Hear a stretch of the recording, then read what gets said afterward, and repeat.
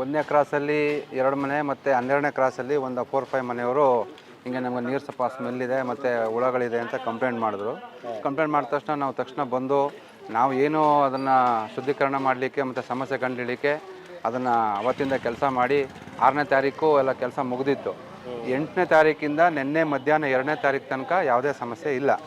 ನಿನ್ನೆ 2 ಗಂಟೆಯಲ್ಲಿ ಅವರು ಸೀಮಾನ್ ಅವರು ಫೋನ್ ಮಾಡಿದ್ರು, ಈ ಮನೆ ಕಸ್ಟಮರು, ನೀವು ಹಿಂಗೆ ನಮಗೆ ಸ್ವಲ್ಪ ಮತ್ತೆ ಸ್ಮೆಲ್ ಬರ್ತಾ ಇದೆ ಅಂತ.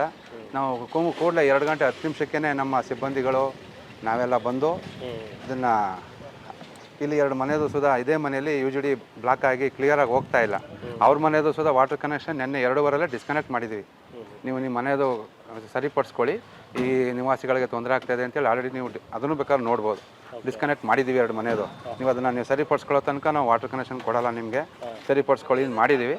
ಮತ್ತು ನಮ್ಮ ಮೇಲಧಿಕಾರಿಗಳಿಗೂ ಸುಧಾ ಇಮಿಡಿಯೇಟಾಗಿ ಗಮನಕ್ಕೆ ತಂದಿದ್ದೀವಿ.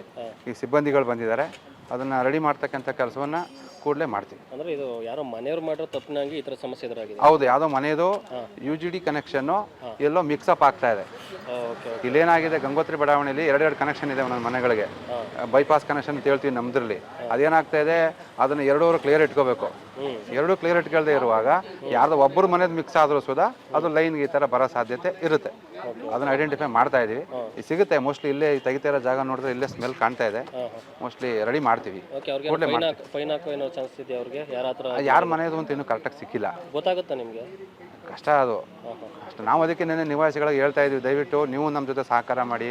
ಆ ಥರ ಇದ್ದರೆ ನಮಗೂ ಈಗ ತಕ್ಷಣ ಹೇಳಿ, ನಾವು ಸರಿಪಡಿಸ್ಕೊಳ್ಳೋಂಥ, ನೀವು ನಿಮ್ಮದು ಸರಿಪಡಿಸ್ಕೊಳ್ಳಿ, ನಮ್ಮ ವಾಟರ್ ನಾವು ಸರಿಪಡಿಸ್ತೀವಿ ಅಂತ ಎಲ್ಲ ಇಲ್ಲಿ ನಿವಾಸಿಗಳಿಗೆ, ಎಲ್ಲ 11, 12, 13 ನಿವಾಸಿಗಳಿಗೆ ಹೇಳ್ತಾ ಇದ್ದೀವಿ. ತಾತ್ಕಾಲಿಕವಾಗಿದ್ದ ಇದು ಯಾವ ಥರ? ಇಲ್ಲ, ನಾವು ಶಾಶ್ವತ ಪರಿಹಾರ ಮಾಡಬೇಕು ಅಂತಲೇ ಮಾಡ್ತಾ ಇರೋದು.